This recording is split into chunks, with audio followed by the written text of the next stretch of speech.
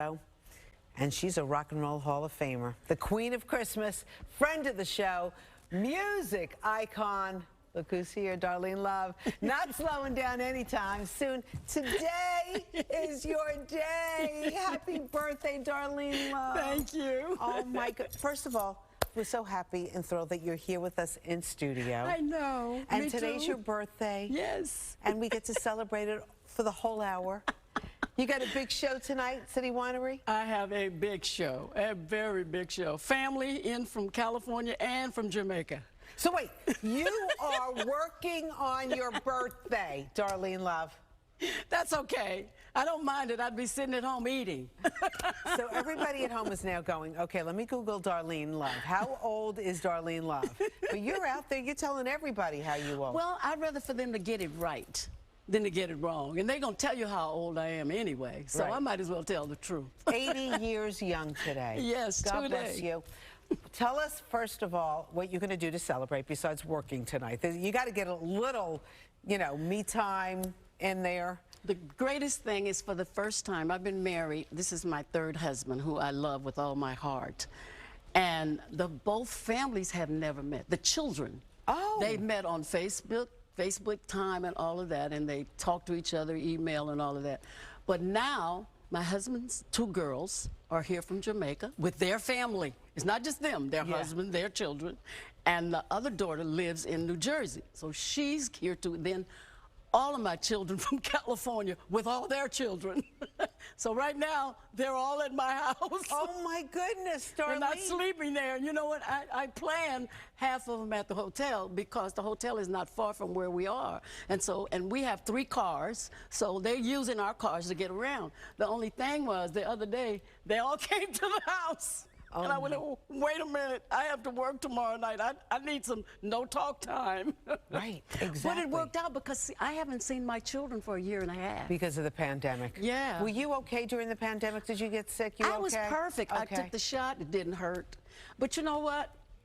People are forgetting. We take shots from the time we're born until the time we leave here. Yeah. You know what I'm saying? So take the shot. You know what I'm saying? And I think everybody feels a little safer. You know, I missed hugging my children or seeing them. That's why you don't bring your purse on set. Oh, that's okay. Somebody's saying, Darlene, I'm watching you right now. You look fantastic. Stop it. We'll get her phone. Hold on. I got it. Okay. I don't want to go through your bag, Darlene. My husband doesn't do it either. Okay. But I'll go through my mother's bag. Anyway.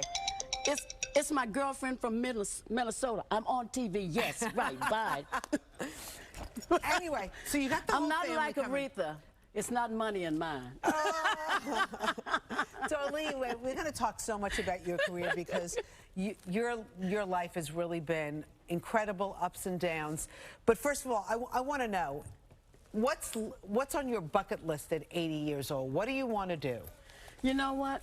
The one thing that is at the top of my bucket list now, because just about everything else that I really wanted, I've actually done. Yeah. But I want to have a record, a #1 record under the name of Darlene Love, not the Crystals or Bobby Sox and the Blue Jeans. I've been top 10 as Darlene Love. And my Christmas album this year, wonderful, I guess, made #3. Wow. This year. So close. And that record is 50 years old. So why not Darlene Love at 80 have a #1 record under her own name? So do we need some new music? What are we looking for here? We do, and you know, and I have a lot. I did an album about 3 years ago, which was wonderful. I think it was the best work I've ever done, with Stevie Van Zandt. And he called all his friends, Bruce Springsteen, Elvis Costello, and then they wrote some great songs. But the way the music is being sold today is totally different from the way it was sold when we were all doing it. We used to do disc jockey tours to promote our records. We go all over the country just touring all the radio stations. But now you have to depend on your emails, on the, you know, all of that stuff. Social media stuff, yeah. That's how you have hit records today. But that's all right. That's okay. Well, you know we'll get there. You know who's coming up, Jan Lewis. Yes. So maybe they'll have a little something in the pipeline that, you know, you can collaborate with. Hello. I think this could be great. This could be, yes. All right, it happened here right on Good Day New York. Yes. So that's on the bucket list. But you have had such an incredible life. Like I mentioned, ups and downs. Phil Spector, one of the big producers that you work with over the year. Right. Didn't always end well, but... No. So he recently passed, as you know, and Yes. he had a lot of your music. He had the rights to a lot of your music. How did you wrestle that away from him? You know what?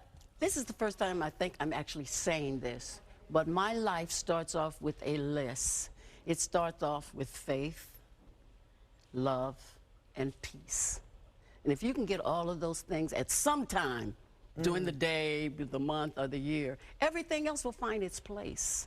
With Phil, it started off so great. He was only 20 years old when he had his first #1 hit record, which was He's a Rebel. Right. And my name was on that record. Was not on that record. It was the Crystals. Okay. And then the next time we went into the studio, it was supposed to be my record, Darlene Love. By the way, he did change my name to Love.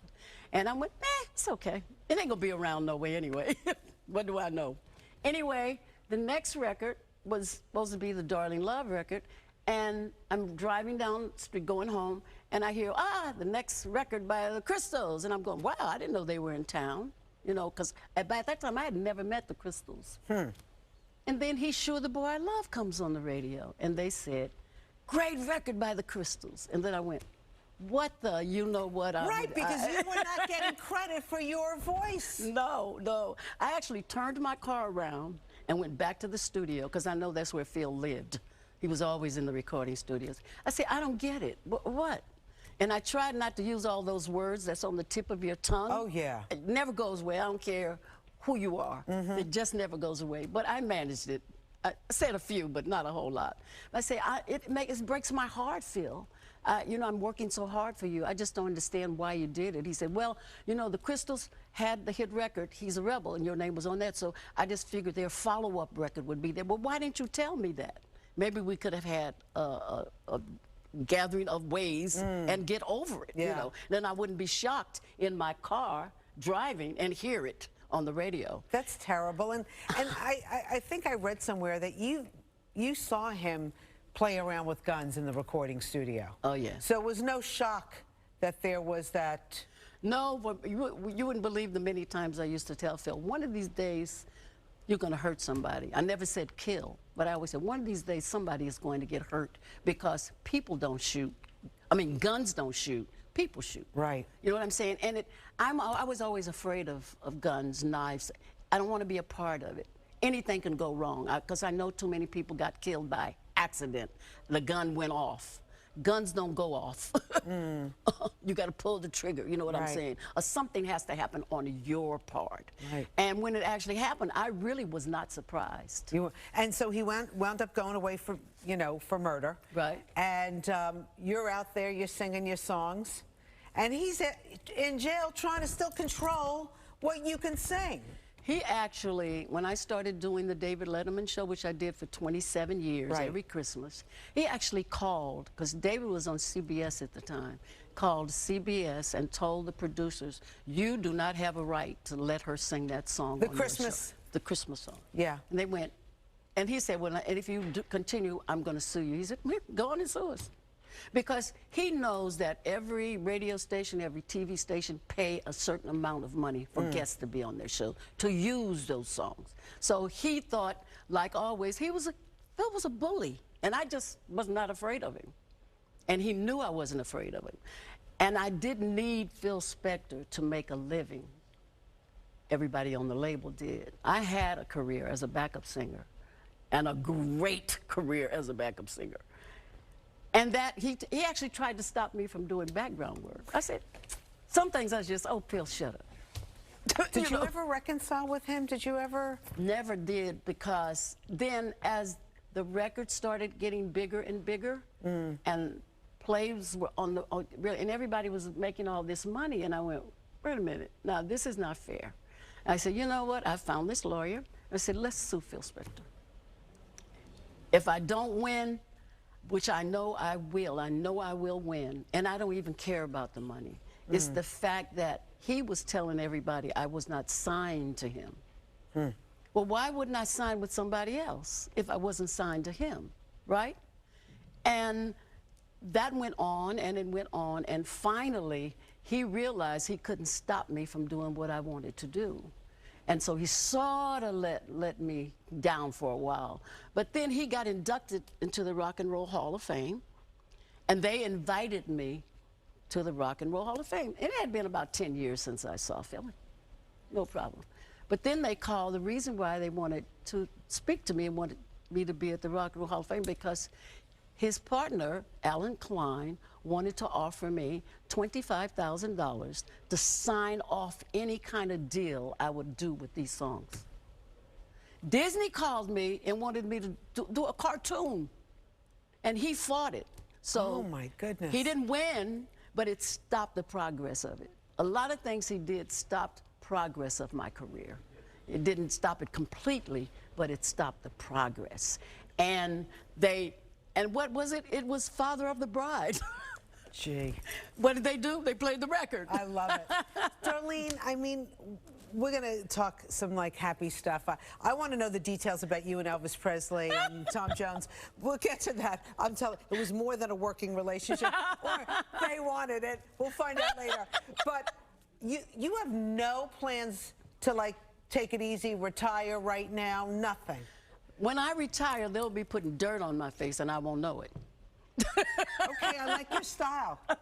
I like it. You're going to just keep working and working until this is what you enjoy. This is what I love to do, and I've missed my fans. So I did a lot of Zoom for my fans where we had lunch together, we toasted with wine, but you can't do that forever. After a while, it kind of loses its flavor. But we did a lot of those during that time, so that helped. But it's not like being there with them. I know. So City Winery tonight, are their tickets still available? I think they're sold out. Oh. But guess what? They always say sold out, but there's always a ticket somewhere. That's what I mean. And that's why I love New York nightlife, you know? Yes. Because it's coming back. It is. Right? I don't know why anybody would say New York is never coming back. I won't even quote who said it. Right. But why would you? This is the Mecca. This is the Mecca. This is where everybody all over the world wants to come.